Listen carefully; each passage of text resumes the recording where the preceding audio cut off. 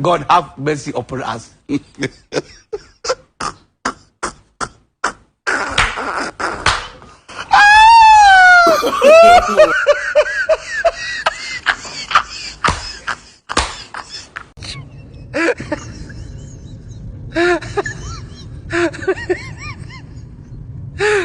ìṣúná ọmọ mo wá rèé torí Ọlọ́run mo jẹ jìyà lórí àwọn ọmọ yìí o.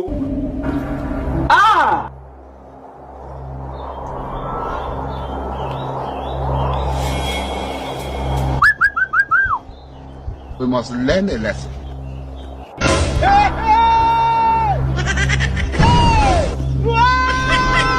This man, 70 years